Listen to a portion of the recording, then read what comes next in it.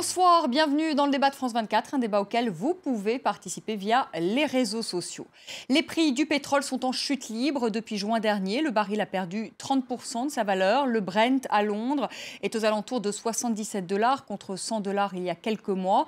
L'OPEP, les pays exportateurs de pétrole, tiennent demain une réunion d'urgence à Vienne. Vont-ils décider de réduire la production pour doper les prix? Allons-nous vers un contre-choc pétrolier? Eh bien, on en parle ce soir avec nos invités. Avec vous, Pierre Terzian, bonsoir. Bonsoir. Vous êtes directeur de la revue Pétrostratégie. Avec nous, Thomas Porcher, bonsoir. Vous êtes économiste, professeur à l'École supérieure de gestion de Paris, auteur du Mirage du gaz de schiste. Tout d'abord, première question. Pierre Terzian, comment en est-on arrivé à des prix aussi bas? Que se passe-t-il? Il se passe une situation symétrique à ce que l'on a connu en 2008. En 2008, vous vous souvenez, il n'y avait pas de pénurie et pourtant les prix ont bondi jusqu'à 147 $ à cause de la spéculation. Et puis, juste après le déclenchement de la crise financière, ils ont chuté jusqu'à 35 $. Ah, donc on en est loin encore, on a encore un peu de marge. Voilà, mais vous voyez un petit peu l'amplitude des variations. Et puis après, on est entré dans une zone de quasi-stabilité autour de 100 $ qui a résisté pendant plusieurs années. Et puis, en juin dernier, décrochage des prix qui s'est passé en deux temps. Premièrement, 15 $ de baisse parce que la demande n'était pas au rendez-vous et qu'il y avait une baisse de l'activité économique, en tout cas par rapport à ce qui était prévu. Et puis, une vingtaine de dollars supplémentaires lorsque l'Arabie saoudite a commencé à annoncer des baisses de prix, des différentiels de prix, mais ça revient au même. Et alors là, les spéculations sont parties en disant l'Arabie saoudite est en train de déclencher une guerre des prix contre le pétrole de schiste, le pétrole non conventionnel, qui coûte cher. Donc, elle veut reprendre des parts de marché, y compris aux États-Unis, mais principalement en Asie. Et donc, l'Arabie saoudite est en train de réduire le prix du pétrole. Alors, ce qu'il faut dire, Pierre Terzian, quand même, pour le pétrole de schiste, pour nos téléspectateurs, il faut savoir qu'il coûte, en fait, parce que l'exploitation, si je ne me trompe pas, est très chère, 3 à 4 fois plus chère que l'exploitation, par exemple, du pétrole au Proche et Moyen-Orient. C'est ça, c'est 3 à 4 fois plus cher. Donc, il faut que les États-Unis s'y retrouvent, en fait, parce que l'exploitation coûte cher. Oui, l'exploitation coûte cher, mais ce n'est pas pour autant que les exploitants vont arrêter lorsque le prix du pétrole baisse à 77, ce qui est le cas actuellement. Pour deux raisons essentiellement. Premièrement, parce que la plupart d'entre eux se sont couverts, comme on dit dans le jargon, c'est-à-dire qu'ils ont pré-vendu leur production à venir à des prix supérieurs au prix actuel. Donc ils ont tout intérêt à continuer à produire. La deuxième raison, c'est que la plupart d'entre eux ont loué des appareils de forage pour 1 an, 2 ans, etc. Et donc, de toute façon, ils vont payer les appareils de forage, ils continuent de forer. S'il n'y avait pas eu ces deux facteurs, effectivement, l'impact aurait été plus fort sur la production de pétrole de schiste, qui de toute façon n'augmentera pas comme c'était prévu. En 2015, on s'attend à 300-400 000 barils jour de moins que ce qui était prévu. On va en reparler du pétrole de schiste. Thomas Porcher, ce qu'on ne comprend pas, c'est pourquoi les pays pétroliers ne commencent-ils pas à réduire leur production? Parce que finalement, l'argent rentre dans leur caisse et il y en a certains qui en ont vraiment besoin. Je pense à l'Iran, qui est extrêmement affaibli en ce moment en raison des sanctions occidentales. Je pense également au Venezuela, qui dépend beaucoup de sa production pétrolière. Alors pourquoi ces pays-là ne décident-ils pas de réduire leur production afin de doper les prix et de faire rentrer plus d'argent? Alors, ça a été une surprise, pour moi, en tant qu'économiste, ça a été une surprise, surtout quand on a regardé ces 10 dernières années. On a vu que l'OPEP est quand même intervenu constamment sur le marché dès que le prix baissait trop. Ça a été le cas après le 11 septembre, ça a été le cas quand il y a eu un seuil en 2006, ça a été le cas avec la crise où elle a retiré, je crois, 3 millions de barils du marché pour redresser les prix. Et là, elle s'apprête, selon les rumeurs, à ne pas le faire. Alors, c'est un petit peu nouveau. Moi, je m'attendais au départ à ce que vraiment l'OPEP ferme les robinets pour redresser les prix. Alors, pourquoi? Il y a des scénarios qui circulent. Il y a plusieurs scénarios, même des scénarios de complot. Donc, il y a les scénarios, on le rappelle, donc, de Pierre Terzian, tuer le pétrole schiste, mais il y a aussi des scénarios de complot. Oui, il y a Xerfi, j'ai lu quelque chose chez Xerfi qui disait, grosso modo, qu'il y avait peut-être un axe États-Unis-Arabie Saoudite pour casser l'économie russe ou iranienne. Mais en réalité, tous ces aspects-là, je ne sais pas si... je pense que très peu de gens connaissent la réalité des faits. Ce que l'on voit, en tous les cas, d'un point de vue économique, quand on regarde les dernières réactions de l'OPEP, c'est qu'en général, quand le prix baisse, et surtout d'un montant comme ça, ils ont intérêt à intervenir sur le marché. Parce qu'effectivement, l'Arabie Saoudite peut supporter un prix plus faible que d'autres pays, mais En 2-3 ans, je crois que l'Arabie Saoudite peut supporter cette baisse. En Arabie Saoudite, comme dans des beaucoup de prix. pays du Golfe, tous les ans, ils augmentent les salaires des fonctionnaires très fortement, hein, parfois de plus de 100%. Si la population n'est pas contente, même si les salaires sont payés, si l'augmentation commence à diminuer, le Koweït est en phase de mini-austérité, on va dire, entre guillemets, ils n'arrivent plus à assumer, ils veulent taxer plus élevé les prix de l'essence.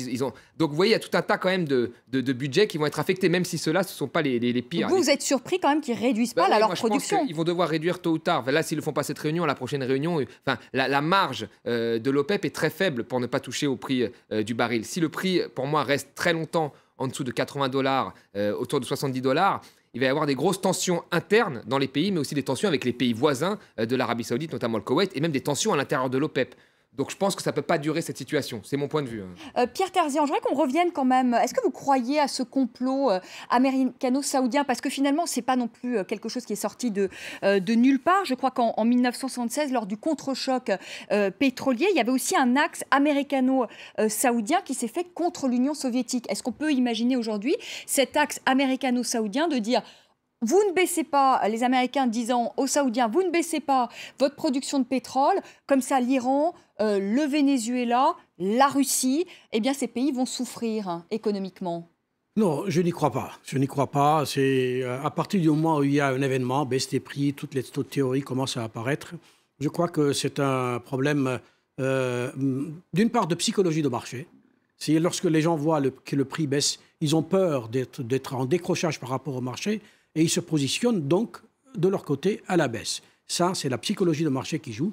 D'autre part, il y a une obsession de la part de l'OPEP, en particulier l'Arabie Saoudite, de voir cette augmentation à venir, pas seulement celle qui a eu lieu, des productions de pétrole non conventionnelles. Alors, on parle beaucoup de schiste, mais il n'y a pas que ça. Il y a les sables bitumineux au Canada. Les quoi? Les sables bitumineux. Alors, vous pouvez m'expliquer?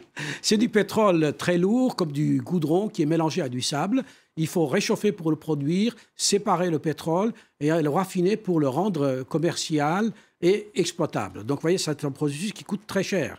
Et vous avez aussi le brut extra lourd qui ressemble un petit peu au premier au Venezuela, les sables en moins. Tout ça, ça coûte cher, mais ça augmente, la production augmente. Alors, ce qui se passe actuellement, c'est que avec cette baisse des prix, même s'il y a une remontée, et je pense qu'il y aura une remontée, je ne sais pas quand, mais il y aura une remontée, il y a une incertitude qui s'est installée dans les esprits. Ce qui veut dire que pour les investisseurs à venir, ils vont regarder à 2 fois avant d'y aller. Et c'est ça qui est probablement l'objectif qui est visé, c'est-à-dire rééquilibrer le marché en répartissant l'effort sur tout le monde, à commencer par ceux qui produisent les pétroles les plus coûteux. Parce que c'est vrai que maintenant, on ne peut pas réduire d'un seul coup la production de schiste, mais déjà, les compagnies qui travaillent dans les schistes annoncent des réductions dans leurs investissements. Et donc, dans les années à venir, on va voir l'impact de cela. Et même les sociétés tout à fait conventionnelles, comme Total, qui fait un peu toutes les activités, à la fois du conventionnel et du non conventionnel, ces sociétés annoncent une réduction de leurs investissements. Donc, le rééquilibrage du marché va se faire, mais l'effort sera partagé par tout le monde et non pas par un groupe de pays, c'est-à-dire l'Arabie Saoudite en tête et quelques autres pays de l'OPEP. Et c'est pour ça qu'à terme, même les prix ne peuvent que remonter. Puisque finalement, si on investit moins, on contracte l'offre future. Et à un moment, il y a des pressions qui s'exercent à nouveau sur le marché. Justement, concernant les divisions de l'OPEP, parce qu'il y a quand même des pays de l'OPEP qui aujourd'hui veulent diminuer justement leur production pour faire rentrer de l'argent. Est-ce qu'on peut imaginer à un moment donné, s'ils ne tombent pas d'accord, parce que vous avez l'air de dire que demain, eh bien, ce sera le statu quo, je poserai la question aussi à Pierre Terzian, demain, il n'y aura pas de décision prise. Est-ce qu'il y a certains pays de l'OPEP qui peuvent dire, écoutez, moi, vous avez décidé que c'est le statu quo, mais moi, je décide de mon côté de réduire la production pour augmenter les prix. Par exemple, la Russie, qui n'est pas membre de l'OPEP, est-ce qu'elle peut prendre cette décision-là? Alors, la Russie, on a vu que dans les dernières nouvelles... Parce que nouvelles... je disais, pardonnez-moi, sur la Russie, que pour équilibrer son budget, aujourd'hui, la Russie a besoin d'un baril à $114. Donc, on en est quand même très loin, puisqu'on en est à 77,80. Ils ont dit, dans les dernières nouvelles que moi j'ai pu lire, ils ont dit qu'ils n'allaient pas intervenir sur le marché. Donc, ils laissaient l'OPEP faire. Après, je pense que dans l'OPEP, l'ensemble des pays de l'OPEP qui ne sont pas dans le Golfe, déjà, je pense, veulent tous fermer leur robinet parce qu'ils n'ont pas les mêmes quantités de pétrole, la même qualité de pétrole, etc. Ils veulent tous fermer le robinet, ils ont besoin de budgets beaucoup plus élevés. Le Venezuela a besoin d'un prix beaucoup plus élevé pour équilibrer son budget. Après, à l'intérieur même de l'OPEP, il n'y a que l'Arabie Saoudite qui est prête à continuer comme ça. Les Émirats Arabes Unis se sont dit également prêts. Le Qatar, bon, ils pourraient aussi être prêts parce qu'ils ont quand même des... Mais après, le Koweït, c'est pas le cas. Donc je pense que... Mais est-ce qu'ils peuvent se désolidariser non, sein de l'OPEP? Ils ont vraiment dit, enfin, ce qu'ils ont affiché, c'est qu'une unité au sein de l'OPEP. Voilà, il va y avoir discussion dure, mais ils veulent quand même préserver cette unité. Et pour quelle raison c'est important pour eux de préserver cette unité? C'est un cartel. Bon, ils ont tout à gagner à rester unis, même si là, aujourd'hui, ils représentent 30% de la production mondiale. Ils ont représenté parfois 40%, même plus. Là, ils ont intérêt à regagner un peu des parts de marché. Bon, je pense que la stratégie de l'OPEP a toujours été assez bonne de produire par quota comme ça et de jouer sur le marché. Je pense que c'était une assez bonne stratégie. Donc, il n'y a aucun intérêt pour moi à se désolidariser de l'OPEP pour produire beaucoup plus. Ce serait bon peut-être sur le court terme, mais sur le long terme, ce serait un très mauvais choix stratégique. Vous êtes d'accord avec ça, Pierre Terzian? Ils n'ont pas intérêt à se désolidariser, les membres de l'OPEP? L'Arabie Saoudite n'accorde plus autant d'importance à l'OPEP qu'avant. Et il y a quelques mois, son ministre du pétrole a même suggéré que l'OPEP se réunisse seulement une fois par an. Il a dit que ce serait suffisant. Et en réalité, c'est l'Arabie Saoudite qui mène la danse, à travers les annonces de prix dont j'ai parlé tout à l'heure. C'est-à-dire que l'Aramco, la Société nationale saoudienne, annonce ses prix 4 semaines à l'avance. D'accord? Et là, vous savez donc immédiatement, par exemple, on le saura dans quelques jours, le prix du brut saoudien pour le 1er janvier 2015. Et ça, c'est un indicateur encore plus important que l'accord qui va se dégager à l'intérieur de l'OPEP. Alors, cet accord, l'équation est simple. Avec une chute des prix de plus de 35 $ le baril, ils ont tous souffert. Si demain, ils annoncent une baisse très importante de leur production, les prix vont remonter et tout ce qu'ils ont gagné en créant l'incertitude du côté des pétroles coûteux, les schistes, les sables, etc., va se perdre. Et les investissements peuvent repartir. Et donc, je ne pense pas qu'ils iront jusque-là, c'est-à-dire à couper fortement leur production. En revanche, s'ils ne font rien, la chute des prix peut se prolonger. Donc je pense qu'ils vont trouver... Il y a un risque de contre-choc pétrolier, comme on le dit? Provisoire, pas de long terme, parce qu'il faudra, tôt ou tard, avoir recours à ces pétroles coûteux pour équilibrer le marché. Donc même si le prix continue de baisser, si l'OPEP ne fait rien, mais je crois qu'ils vont quand même faire un geste pour montrer qu'ils ne voudraient pas que ça chute davantage. En tout cas, on verra.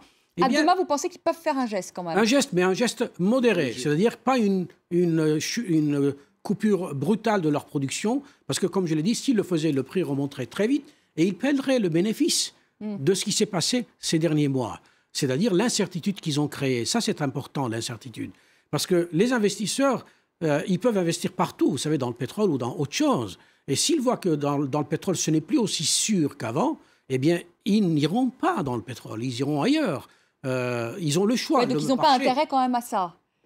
Pardon? Ils n'ont pas intérêt à ça, justement. Non, il faut que les investisseurs restent dans ce secteur et soient au rendez-vous. Absolument. Je crois que l'Arabie Saoudite, en tête, plusieurs pays membres de l'OPEP, souhaiteraient qu'il y ait une sorte d'incertitude qui persiste sur le marché pendant un certain temps pour casser le rythme de l'augmentation, non pas l'augmentation elle-même, mais le rythme d'augmentation de ces pétroles coûteux, pour qu'eux ne souffrent plus comme ils risquent de le faire. Parce que jusqu'à présent, ils n'ont pas baissé leur production. C'est le prix qui a baissé.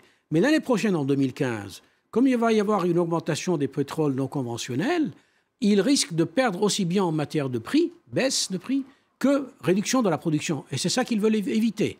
Est-ce que l'Arabie Saoudite est menacée à long terme, finalement, par ces pétroles alternatifs, gaz de schiste, le pétrole, là, ce mélange de bitumineux. Pardonnez-moi? Les sables bitumineux. Sables bitumineux, ce mélange de sable et de bitume. Est-ce que l'Arabie Saoudite, à terme, est menacée? Non, pas du tout. Non. Je pense que la durée de vie déjà des pétroles de schiste... Parce qu'il peut y avoir les réserves pétrolières peuvent s'amenuiser, diminuer, et en plus avec cette concurrence des pétroles alternatifs. En fait, l'OPEP, sa force, c'est que justement, elle ne produit pas à pleine capacité. Les États-Unis la produisent plein pot. Ils ont foré 45 000 puits de gaz et de pétrole, tout confondu cette année. La durée de vie des puits de non conventionnels est plus courte que les pétroles conventionnels comme en Arabie Saoudite. Et l'Arabie Saoudite a des réserves énormes, mais elle produit par quota. Elle produit par petits morceaux, elle ne produit pas à pleine capacité. Donc en fait, elle elle optimise la durée de vie de ces puits. Donc même l'AIE le dit, hein, qu'il y aura peut-être un effet gaz de schiste, mais que rapidement, les pétroles conventionnels, notamment ceux de l'OPEP,